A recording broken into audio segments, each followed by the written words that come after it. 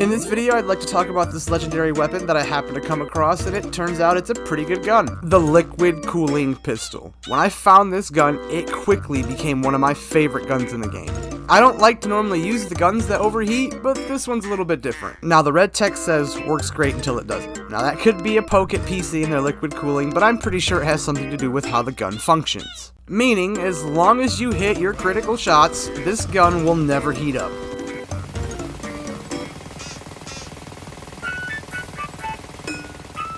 Now switching to a different target, as you see as I miss the critical shots, the gun begins to heat up and eventually needs to cool down.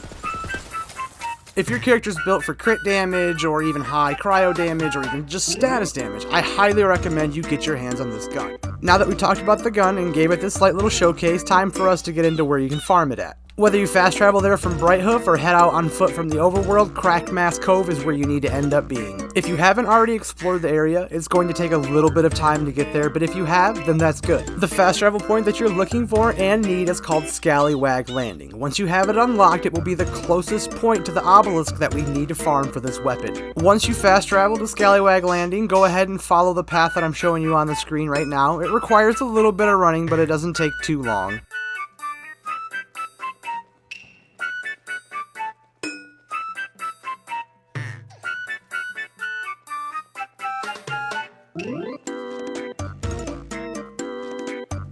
Make sure you grab the respawn point on the right side of the waterfall because you don't want to have to run down here every single time. After you activate the respawn beacon, head inside the waterfall and go ahead and get this farm started. Activating the obelisk in the middle of the room is going to cause a bunch of skeletons to spawn around you. Nothing too crazy that you can't handle, a few badasses here and there, but nothing more than that. Once you defeat all of the skeletons in this little area, it's going to cause the ancient obelisk to be destroyed and spawn the boss Lycia. Now, the chance of the pistol spawning for beating her is pretty darn low, so if you don't get it on the first try, it's okay. Just go ahead and quit, it'll save, and when you respawn back in, you'll be right outside the waterfall, you can go ahead and try it again.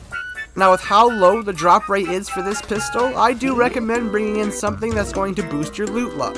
Going into this, my loot luck only had a 25% buff due to the shrines that I had completed, and roughly about a 5% buff due to my mythic rank, and it still took me about 6 to 7 tries to get that pistol to drop. So to cut it short and sweet, it's going to take you a little bit of time to find a good one that you want. Unfortunately, the one that I find in this recording is not better than the one that I'd already had. Ideally, I'd really like a chaotic version of it, or a really good, better ×2 version than the one that I already have. Well guys, that about wraps up everything I wanted to talk about here today. If you're still watching with me now, I appreciate all the love and support, and I'll catch you guys in the next one.